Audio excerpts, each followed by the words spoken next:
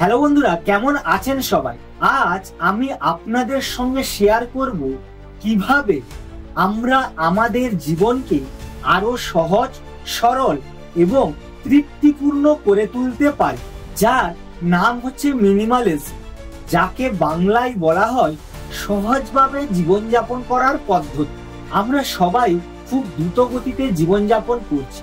আমাদের উপরে রয়েছে পরিবারের দায়িত্ব, সামাজিক চাপ, যার মাঝখানে আমরা নিজেদের কথা ভাবতে যেন ভুলেই গেছি। তাই আমাদের বাড়ি, কম্পিউটার এবং আশেপাশে এত অতিরিক্ত জিনিস জমে যাচ্ছে যে আপনি কল্পনাও করতে পারবেন না। এই অতিরিক্ত জিনিস আপনার উপর কখন যে নেগেটিভ প্রভাব ফেলে তা আপনি বুঝতেই পারেন না। তাই আজকে আমরা জানবো কিভাবে মিনিমালিজম বা জীবনকে সহজভাবে অতিবাহিত করার পদ্ধতি, যার মাধ্যমে আপনি আপনার জীবনটাকে আরো অনেক বেশি গোছালো এবং সুন্দর করে তুলতে পারবেন। আজকের এই ভিডিওতে আমরা জানবো মিনিমালিজম কি এবং কেন এটা গুরুত্বপূর্ণ, কিভাবে আমরা মিনিমালিজম শুরু করতে পারি, মিনিমালিজম শুরু করার কিছু সহজ পদ্ধতি, আর মিনিমালিজম জীবনযাপন করার সুফলগুলি কি। বন্ধুরা, এবার মিনিমালিজমের সম্পর্কে একটু জেনে নিই। আমরা বেশিরভাগ মানুষ এটা জানি মিনিমালিজম মানে হচ্ছে সবকিছু যেন ঘর থেকে বাইরে ফেলে দেওয়া। এটা কিন্তু তা ঠিক নয়। মিনিমালিজম হচ্ছে আপনার যেসব জিনিসগুলো প্রয়োজন সেইগুলো রাখুন এবং যেগুলো আপনার জীবনে মূল্য যোগ করে না সেই সব জিনিসগুলোকে ফেলে দিন। অর্থাৎ নিজের শর্তে নিজের জীবনকে গুছিয়ে চলার পথই হচ্ছে মিনিমালিজম। এই মিনিমালিজম ব্যাপারটা আজকের কোনো নতুন ব্যাপার নয়। আমাদের দেশ সাধু সন্ন্যাসীদের দেশ, এটা তখন থেকেই চলে আসছে। বৌদ্ধ ও জৈন সমাজের মানুষেরা এর প্রথম শুরু করেছিল। কিভাবে খুব কম জিনিস ব্যবহার করে আপনি আপনার জীবনকে চালিত করতে পারেন, সেখান থেকে এসেছিল এই মিনিমালিজম ব্যাপারটা। আজকে এটা কোনো নতুন ট্রেন্ড নয়। এখন কথা হলো কিভাবে আমরা এই মিনিমালিজমকে অনুসরণ করব। আমাদের বাংলার সংস্কৃতির মূল লক্ষ্য হচ্ছে অনেক পুরনো জিনিসকে খুব যত্ন সহকারে রেখে দেওয়া। যেমন ধরুন, আপনার বাড়িতে অতিথি আসবে এই ভেবেই আপনি অনেক কিছু জিনিস সঞ্চয় করে রেখেছেন, অথবা আপনার মনে হয়েছে যে এই জিনিসগুলো কিনলে আপনি হয়তো অনেক ভালো অনুভব করবেন, তাই সেই জিনিসগুলো কিনে আপনি আপনার বাড়িতে জমা করে রেখেছেন। আপনি অনেক পুরনো জিনিস যেগুলোকে সংগৃহীত করে রেখেছেন, যেগুলোকে আপনি কখনোই ফেলতে চান না। এটাই হলো আমাদের সংস্কৃতির মূল সমস্যা, বর্তমানে অতিরিক্ত জিনিসপত্রের সমস্যা। বন্ধুরা, আমরা ধীরে ধীরে কনজিউমারিজম বা ভোগবাদে অন্তর্ভুক্ত হচ্ছে। অর্থাৎ সমস্ত জিনিস যেন আমার একটু বেশি বেশি চাই। আপনি বলুন না, যখন আপনি কোনো জিনিস অনেক বেশি পরিমাণে কেনেন, তখন আপনি কি সেই সুখ যেটা আপনি ভেবে থাকেন সেটা পেয়ে থাকেন? বেশিরভাগ ক্ষেত্রে তা হয় না। যদিও সেটা কিছুদিনের জন্য আপনাকে সুখী করে, তারপরে সেই জিনিসের কোনো মূল্য আপনার কাছে থাকে না। এরপরেও এই সব জিনিসগুলো আমরা যত্ন সহকারে আমাদের বাড়িতে রেখে দিই। এভাবে ধীরে ধীরে আমরা অনেক বেশি জিনিসপত্র কনজিউম করি এবং আমাদের বাড়িকে সেই সব জিনিসপত্রে ভরিয়ে তুলি, যেগুলো আমাদের বেশিরভাগ সময় প্রয়োজনই হয় না। আমাদের দেশের বেশিরভাগ রাজ্যে মানুষের এটাই লক্ষ্য থাকে যে আমাদের পরিবারে আত্মীয় স্বজন আসবে, তার জন্য অতিরিক্ত জিনিসপত্র আমাদের যেন থাকা চাই, তা না হলে সেটা কেমন যেন দেখায়। এই ধরনের চিন্তা ভাবনার জন্য আপনি দেখবেন আপনার বাড়িতে অতিথি আসার জন্য অনেক জিনিসপত্র অতিরিক্ত সঞ্চয় করে রেখেছেন। যেমন তার খাবারের প্লেট হতে পারে, অথবা বসার আসন হতে পারে, বা একটা অতিথি আপ্যায়নের যেসব জিনিসগুলো প্রয়োজন হয় সেগুলো আপনি অনেক বেশি পরিমাণে জমা করে রেখেছেন। এতে কি হয়, অনেক শক্তি অপচয় হয় এবং অর্থেরও অপচয় হতে থাকে। একটা গবেষণায় দেখা গেছে যে আমাদের বাড়ির 40% জিনিস আমরা বেশিরভাগ সময় ব্যবহার করি না। কেবলমাত্র এটা মাথায় রাখি যে এই জিনিসগুলো আমাদের ভবিষ্যতে কাজে আসবে, এই ভেবে আমাদের ঘরগুলো ভর্তি হয়ে যায় বিভিন্ন ধরনের অব্যবহারিক জিনিস দিয়ে। এই জিনিসপত্র আমাদের মধ্যে উদ্বেগ বাড়ায়, মানসিক চিন্তা অনেক বেশি বাড়িয়ে তোলে, তা আমরা কিন্তু কখনোই টের পাই না। এখানে আমি আমার নিজের অভিজ্ঞতা আপনাদের সঙ্গে শেয়ার করছি। কিছুদিন আগে আমি আমার রুমটাকে দেখলাম যে যেখানে প্রচুর পরিমাণে কাপড় রয়েছে যেগুলো আমি কখনোই ব্যবহার করি না, প্রচুর পরিমাণে বই খাতা রয়েছে যেগুলো আমার কোনো কাজে আসে না, এবং কিছু গ্যাজেট রয়েছে যেগুলো আমি কখনোই ব্যবহার করি না। কিছু ঘড়ি, মোবাইল, পুরনো মোবাইলের ফোন, এরকম জিনিসপত্র সব বিভিন্ন জায়গায় গোছালো করে রাখা রয়েছে।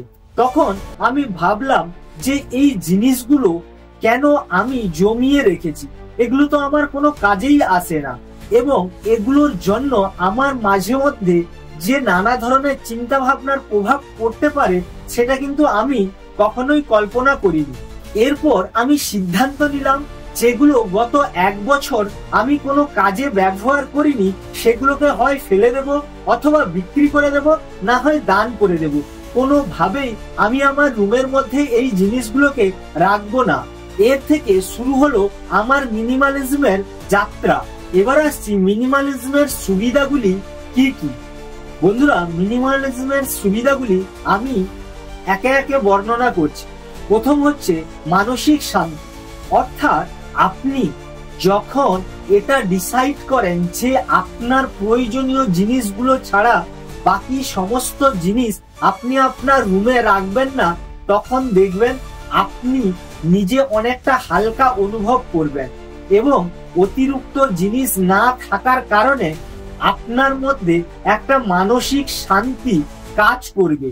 এর কারণ আপনি যখন আপনার পরিবেশটাকে অনেক বেশি পরিষ্কার পরিচ্ছন্ন দেখবেন, সবকিছু যেন গোছালো দেখবেন, তখন দেখবেন আপনার কাজে ফোকাসও বাড়ছে আর আপনি একটা আলাদা ধরনের শান্তি অনুভব করছেন। অর্থের সাশ্রয়। এর পরে আসছি অর্থের সাশ্রয়। আপনি যখন মিনিমালিজম লাইফস্টাইল শুরু করেন তখন এটা ভালো করেই জানেন যে যে জিনিসটা আপনার খুবই প্রয়োজনীয় নয় সেই জিনিস কিন্তু আপনি কিনবেন না। এর ফলে আপনার অর্থ সঞ্চয় হতে থাকবে এবং সেই অর্থকে আপনি আপনার নিজের আনন্দের জন্য কোথাও ঘুরতে যেতে পারেন, অথবা আপনি আপনার শিক্ষা এবং স্বাস্থ্যের ক্ষেত্রে ব্যবহার করতে পারেন। এবার আসছি বেশি সময়। আপনি যখন এইভাবে জীবনযাত্রা শুরু করেন, যখন আপনার কাছে অনেক কম জিনিসপত্র থাকে, তাহলে সেই জিনিসপত্রকে লক্ষ্য নজর করা বা তার পরিচর্যা করার অনেক সময় আপনার কাছে বেঁচে যাবে, যার ফলে আপনি সেই সময় দিয়ে অনেক ভালো কোনো কাজ করতে পারেন। এবার আসছি পরিবেশের জন্য ভালো। দেখুন, আপনি যত কম জিনিস আপনার প্রয়োজনে ব্যবহার করবেন তত পরিবেশের উপর চাপ অনেক কম পড়বে। তাই আপনার জিনিসপত্র ভোগ করার যখন পরিমাণ কমে যাবে তখন এটা পরিবেশের উপর অনেক চাপ কম সৃষ্টি করবে। এরপর আসছি ফোকাস বৃদ্ধি। আপনি যখন দেখবেন আপনার চারপাশে অযথা জিনিস বিক্ষেপ আকারে পড়ে নেই, তখন আপনি অনেক বেশি ফোকাসের সহিত কাজ করতে পারবেন। এরপর আসছে আত্মজ্ঞান বৃদ্ধি। অর্থাৎ আপনার আশেপাশে যখন অযথা অনেক বেশি জিনিস পড়ে থাকে, সেগুলোর কিন্তু চিন্তা ভাবনা আপনার মনের মধ্যে চলতে থাকে, সেটা আপনার জানতে বা অজান্তে হতে পারে। যখন আপনার আশেপাশে সবকিছু পরিষ্কার পরিচ্ছন্ন থাকবে এবং অনেক কম জিনিস থাকবে, আপনার মাইন্ড নিজেকে অনেক বেশি সময় দিতে সাহায্য করবে এবং নিজেকে নিয়ে ভাবনা চিন্তা শুরু করবে, যাতে আপনার আত্মজ্ঞান বৃদ্ধি পাবে। এটা আমি আমার জীবনে দেখেছি। যখন আমি এই মিনিমালিজম লাইফস্টাইল গ্রহণ করলাম তখন দেখি আমার মন অনেক বেশি শান্ত থাকে এবং আমি আমার রুমের মধ্যে অনেক ফোকাসের সহিত কাজ করতে পারি। এবার আসছি কিভাবে আপনি মিনিমালিজম শুরু করবেন। বন্ধুরা, এই মিনিমালিজম কোনো একদিনের ব্যাপার নয়, এটা হচ্ছে একটা লাইফস্টাইল। এটা আপনাকে সারা জীবন পালন করতে হবে। এখানে আপনাদের সঙ্গে আমি শেয়ার করব কিভাবে আপনি মিনিমালিজম শুরু করবেন। প্রথম যে জিনিসটা আপনাকে করতে হবে, আপনি কেন মিনিমালিজম লাইফস্টাইল শুরু করতে চান, এর পেছনে গভীর কারণ খুঁজে বার করতে হবে। এই মিনিমালিজমের মাধ্যমে আপনি সত্যি কি পেতে চান সেটা আপনাকে জানতে হবে। আর জীবনের কোন কোন মূল্যবোধগুলো সবচেয়ে বেশি গুরুত্বপূর্ণ সেটাও আপনার জানা দরকার। আপনি যদি এই প্রশ্নগুলোকে সঠিকভাবে আনসার করতে পারেন তাহলে আপনার মিনিমালিজম লাইফস্টাইল সারা জীবন মেনে চলা খুবই সহজ হয়ে উঠবে। 2 নম্বরে, ছোট্ট থেকে শুরু করুন। মিনিমালিজম মানে এই নয় যে আপনি আজকেই আপনার রুম থেকে সমস্ত জিনিসপত্র বাইরে ফেলে দেবেন। আপনি ছোট থেকে শুরু করুন। প্রথমে আপনি যে ডেস্কে বসে কাজ করেন সেই ডেস্কটাকে পরিষ্কার করুন। কি জিনিসগুলো আপনার ব্যবহারের কাজে আসে সেগুলো রাখুন, বাকি জিনিসগুলো সরিয়ে দিন। এভাবে ছোট ছোট করে পদক্ষেপ নিন এবং ধীরে ধীরে আপনি পুরো রুমটা প্রতি এভাবে পরিষ্কার পরিচ্ছন্ন করতে পারেন। 3 নম্বরে, 3টি বাক্সের পদ্ধতি। অর্থাৎ আপনি একটা কাজ করতে পারেন, 3টি বক্স তৈরি করুন এবং একটা বক্স তৈরি করুন যেখানে আপনি যে জিনিসগুলো ব্যবহার করেন না সেই জিনিসগুলো বিক্রি করার জন্য রাখবেন। দ্বিতীয় বক্সে রাখুন যে জিনিসগুলো আপনি ব্যবহার করেন না সেইগুলোকে ফেলে দেবেন। তৃতীয় বক্স তৈরি করুন যে জিনিসগুলো আপনি ব্যবহার করেন না সেগুলোকে দান করবেন। এভাবে 3টি বক্স করে ধীরে ধীরে আপনি আপনার অপ্রয়োজনীয় জিনিসগুলো কালেক্ট করতে শুরু করুন। দেখবেন আপনার রুম বা আপনার বাড়িতে কত জিনিস রয়েছে যেগুলো আপনার প্রয়োজনের কাজে আসে না। 4 নম্বরে, 90-90 নিয়ম অনুযায়ী জীবনযাপন করা। অর্থাৎ আপনি 90 দিন যে সমস্ত জিনিস ব্যবহার করেননি এবং আগামী 90 দিন যে সমস্ত জিনিস ব্যবহার করার কোনো চান্সই নেই সেই জিনিসগুলোকে একটা জায়গায় জড়ো করুন এবং সেগুলোকে ধীরে ধীরে আপনি সরিয়ে ফেলুন। 5 নম্বরে, ডিজিটাল মিনিমালিজম ও অনুসরণ করুন। অর্থাৎ আপনি আপনার ফোনে যেসব অ্যাপসগুলো ব্যবহার করেন না সেগুলোকে আনইনস্টল করুন। আপনি আপনার ফটো, অ্যালবাম এবং বিভিন্ন ডকুমেন্ট এগুলোকে প্রপার ওয়েতে ভাগ করে আলাদা আলাদা রাখুন। যেগুলো অপ্রয়োজনীয় সেগুলোকে আপনি ডিলিট করুন বা ফোন বা ডেস্কটপ থেকে সরিয়ে ফেলুন। 3 নম্বরে, আপনি আপনার যে সোশ্যাল মিডিয়ার সাইটগুলো রয়েছে বা অ্যাপসগুলো রয়েছে সেগুলো অপ্রয়োজনীয়তা যদি মনে হয় সেগুলোকে আনইনস্টল করুন। এভাবে আপনি ডিজিটাল মিনিমালিজম লাইফস্টাইল গ্রহণ করতে পারেন। 6 নম্বরে, প্রত্যেকবার ঘরে একটা নতুন জিনিস এলে আপনাকে এটা ডিসাইড করতে হবে যে আপনার বাড়িতে যখন নতুন একটা জিনিস আসবে আপনাকে অবশ্যই পুরনো একটা জিনিস বাদ দিতে হবে, তা না হলে আপনি কখনোই নতুন জিনিস কিনবেন না। এভাবে যদি চলতে পারেন দেখবেন আপনি অনেক কম জিনিস বাড়িতে জমা করেছেন এবং আপনার বাড়ি আগের তুলনায় অনেক গোছালো এবং সুন্দর থাকবে। 7 নম্বরে, 21 দিনের চ্যালেঞ্জ নিন। আপনি আপনার বাড়ি প্রতিদিন একটা করে জিনিস সরিয়ে ফেলুন, যে জিনিসগুলো আপনি কখনোই ব্যবহার করবেন না। প্রথম দিন একটা, দ্বিতীয় দিন 2টো, এভাবে করে যদি আপনি 21 দিন সরাতে থাকেন তাহলে দেখবেন আপনার বাড়ির বেশিরভাগ জিনিস যেগুলো আপনি ব্যবহার করেন না সেগুলো প্রায় শেষ করে ফেলেছেন।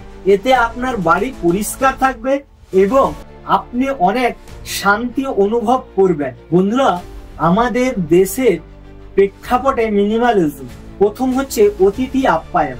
আমরা অনেক সময় এটা করে থাকি যে আমাদের বাড়িতে অতিথি আসবে তার জন্য অনেক বেশি যে বাসনপত্র প্রয়োজন হয় সেগুলোকে জমা করতে থাকে। আপনি একটা কাজ করতে পারেন, আপনি আপনার বাড়িতে কেবলমাত্র 2 থেকে 3 জনের এক্সট্রা বাসনপত্র রাখুন অতিথি আপ্যায়নের জন্য।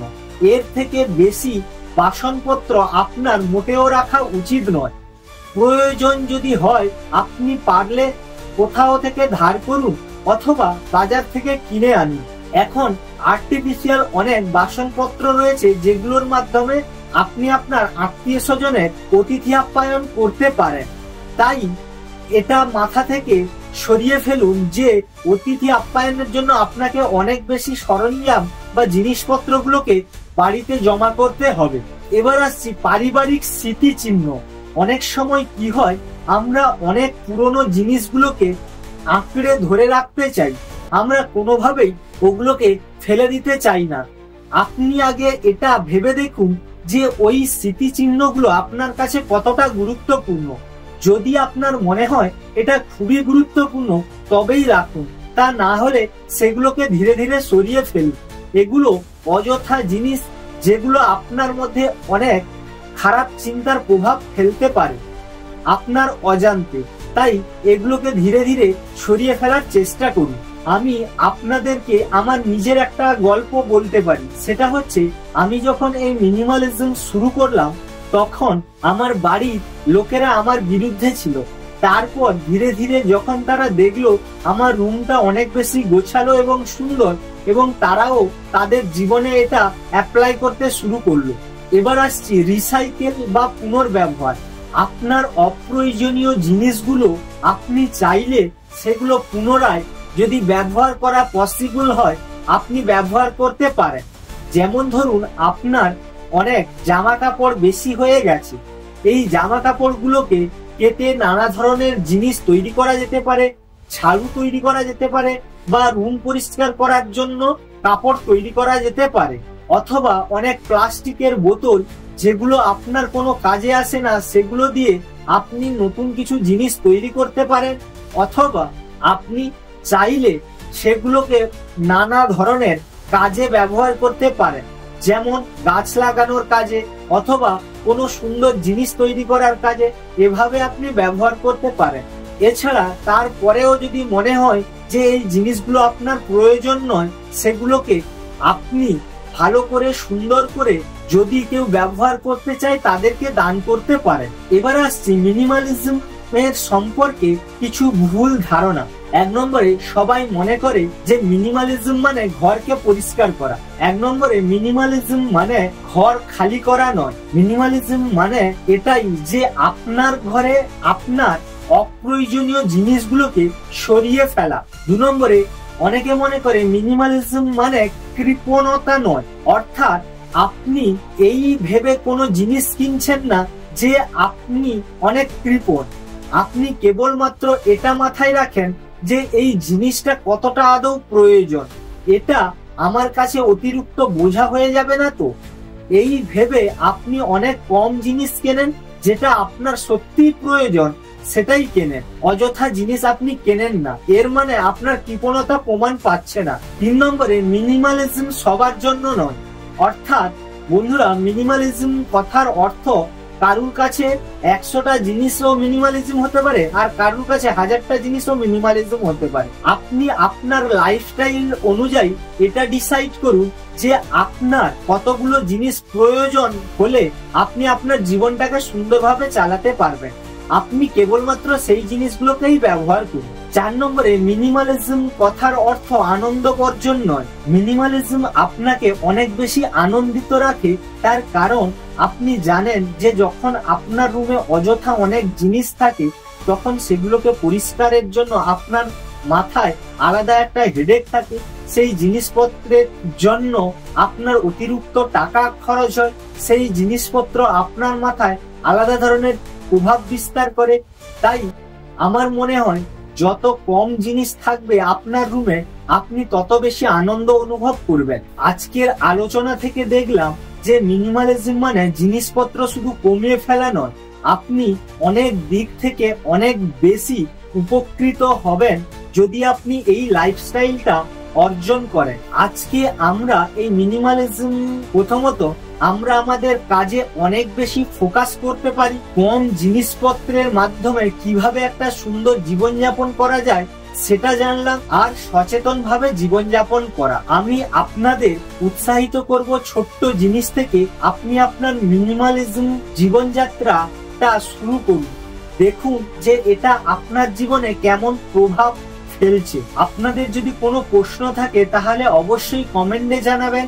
আর আপনারা কিভাবে আপনাদের জীবনযাপন করেন, আপনারা কি এই মিনিমালিজম ব্যবহার করে থাকেন, তাহলে কমেন্টে অবশ্যই আপনাদের অভিজ্ঞতা শেয়ার করবেন। মনে রাখবেন, মিনিমালিজম হচ্ছে একটা জীবনযাত্রা, এটা কোনো একদিনের ব্যাপার নয়।